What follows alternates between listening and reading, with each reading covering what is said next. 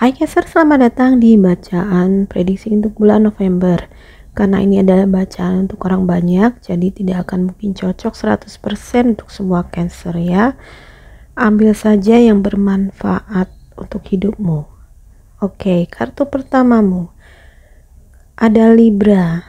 Kamu mungkin akan bertemu dengan seorang Libra atau terlibat dengan seorang Libra atau elemen udara lain ya. Si Libra ini mungkin sudah ada di dalam circle atau komunitas pertemanan kamu ya, tapi kamu harus hati-hati ya, karena kadang-kadang dia manipulatif ya, misterius, stalker. Nah ini mungkin ini tidak mengacu pada kepribadian Libra semata, tetapi kartu ini juga memberikan warning supaya kamu berhati-hati jika bertemu dengan seorang yang mungkin manipulatif, orang yang misterius ya, stalker alias apa ya, stalker itu menguntit ya.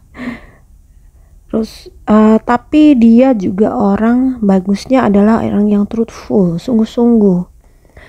bersungguh-sungguh, insightful. Mungkin dia juga punya intuisi yang bagus ya, mandiri tapi juga direct itu mungkin ya langsung atau belak-belakan gitu ya. Libra ini juga tentang keseimbangan atau keadilan. Nah, keseimbangan atau keadilan ini bisa macam-macam ya. Mungkin kamu saat ini memang diminta untuk lebih menyeimbangkan berbagai aspek di dalam hidupmu ya. Mungkin antara bekerja dan beristirahat, mungkin aspek keuangan kamu harus balance antara pemasukan dan pengeluaran. Mungkin juga ini adalah timbangan karma, artinya timbangan karma itu sebenarnya ada dua sisi ya, positif dan negatif. Perbuatan negatif itu harus dinetralkan dengan perbuatan positif. Kalau bisa ya jauh-jauh lebih banyak perbuatan positif untuk menetralkan yang negatif. Mengapa? Ya selama kita masih menjadi manusia, kita itu tidak sempurna. Ada kalanya kita pasti akan melakukan hal yang negatif, atau baik itu sengaja maupun tidak disengaja ya. Itu ya alami kita sebagai manusia. Tapi jika kita memiliki kesadaran, maka kita akan segera bisa memperbaiki perbuatan negatif itu, kita koreksi dan kita lakukan yang positif ya. Dan ini mungkin juga ajakan untuk berbuat adil ya. Tanyakan, apakah kalian sudah berbuat adil? Keadilan dalam berbagai hal ya. Berbuat adil terhadap anggota keluarga, terhadap pasangan, bahkan terhadap diri sendiri ya. Adil dalam memikirkan kebutuhan orang lain dan kebutuhan diri sendiri. Adil dalam mencintai orang lain dan mencintai diri sendiri. Jangan sampai kalian terlalu memperhatikan kebutuhan orang lain tetapi mengorbankan kebutuhan diri sendiri, atau terlalu mencintai dan baik hati sama orang lain sampai nggak mau melukai orang lain tapi malah melukai atau menyakiti diri sendiri, tidak memperhatikan kebutuhan diri. Nah ini tentang keseimbangan dan keadilan ya. Oke, ada karmic relationship ya. Tadi keseimbangan karma ya, keseimbangan dan keadilan. Ternyata di sini ada hubungan karma ya. Jangan berkecil hati ya, hubungan karma itu dimiliki oleh semua orang. Dan ini bukan berarti hubungan karma ini hanya dengan pasangan loh, bukan. Bahkan ketika kamu dengan sahabat atau temanmu, rekan sekerja, saudara, ayah, ibu ya, atau dengan orang tua ya, itu pun juga sebenarnya adalah hubungan karma. Kenapa? Karena ya kita satu sama lain itu saling terkait. Ketika kita lahir kembali ke dunia, kita harus menyelesaikan istilahnya hutang karma ya. Oke, ini mungkin ada konsep reinkarnasi yang tidak semua orang bisa menerima.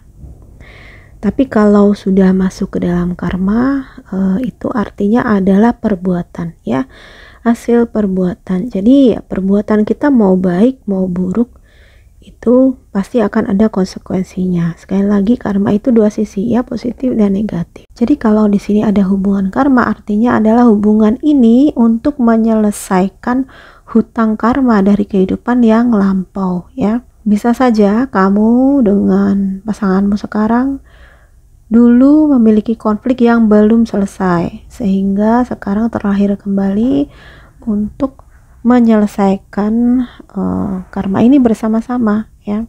Artinya ada proses belajar di sini, proses belajar untuk memperbaiki kesalahan dari kehidupan lampau. Atau kamu bertemu dengan seseorang ya, yang ini bisa siapa saja, yang memberi men-trigger kamu ya, men-trigger kamu. Misalnya kamu ketemu dengan dia kok langsung gak suka gitu. Nah biasanya ini adalah ada hubungan karma juga, artinya ada hutang karma yang belum diselesaikan. Sekali lagi karma itu adalah perbuatan ya, dari hasil dari perbuatan kita. Jadi apapun yang kita lakukan itu akan berbuah ya. Kalau kita melakukan hal yang baik, maka buahnya akan baik.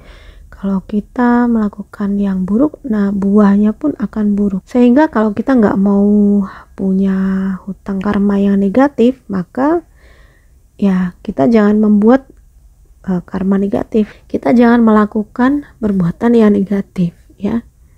Misalnya kita menyakiti seseorang, bisa saja orang yang kita sakiti itu kelak terlahir kembali, kita masih bertemu kembali dengan dia, dan kita harus menyelesaikan karma bersama-sama dengan dia gitu. Entah dia menjadi siapa di kehidupan kita yang mendatang. Oke, ini adalah konsep reinkarnasi dan mungkin tidak semua orang setuju ya. Aku tidak meminta kalian percaya, tetapi ambil saja yang positif saja ya, dan bisa diaplikasikan dalam hidup, bahwa kita itu sebagai manusia perlu untuk terus mengembangkan kebajikan atau mengembangkan perbuatan-perbuatan baik ya. Karena untuk siapa? Bukan untuk orang lain sih sebenarnya, karena untuk kita sendiri. Semua yang kita berikan pada orang lain itu nanti akan kembali pada kita. Jadi terlepas kita percaya atau tidak konsep kelahiran kembali, kita dalam kehidupan yang sekarang ini, mari kita menjadi orang yang baik dan melakukan hal-hal yang baik dan benar ya. Oke, saat ini mungkin ada di antara kalian yang sedang sakit, yang membutuhkan pemulihan atau penyembuhan. Ini dua kartu terakhir ini dari deck yang berbeda, tapi sama-sama gambarnya cangkir kopi ya, cangkir teh. Cangkir teh. Oke. Mungkin ini ajakan kalian untuk lebih rileks ya, lebih rileks dalam menghadapi apapun tantangan di dalam hidup ya. Mungkin kalau kaitannya dengan kartu kedua ya, kadang ketika kita menjalani hubungan karmik, biasanya hubungan karmik itu agak toksik ya, atau bisa saja hubungan yang sangat toksik dan manipulatif ya. Sudah ada di kartu pertama ternyata, manipulatif dan toksik. Jadi mungkin itu melelahkan dan bikin stres. Makanya kalian perlu untuk istirahat, perlu untuk rileks ya, supaya tidak berujung ke sakit fisik ya. Karena ini memang mungkin sangat mengganggu kesehatan mental. Jadi perlu untuk belajar rileks, perlu belajar untuk meredakan stres ya. Mungkin di sini dengan minum teh ya, dengan bersantai, mungkin kalian bisa bermeditasi atau melakukan hal-hal yang kalian sukai untuk memulihkan diri ya. Mungkin juga buat kalian yang sedang sakit fisik, mungkin kalian perlu mendapatkan saran dari profesional mungkin ya. Mungkin kalian perlu mendapatkan saran dari mereka yang sudah menjadi konselor atau pembimbing yang profesional atau penyembuh yang profesional, baik itu penyembuh energi maupun penyembuh medis seperti dokter ya. Mungkin kalian perlu untuk memeriksakan diri ya. Jadi jangan tunda, dan kalau kalian sudah merasakan gejala-gejala sakit ya, jangan diabaikan ya.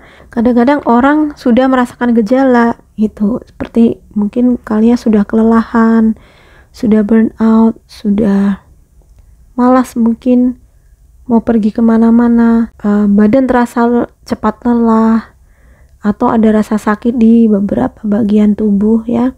Ini sebenarnya gejala yang harusnya diperhatikan, jangan diabaikan.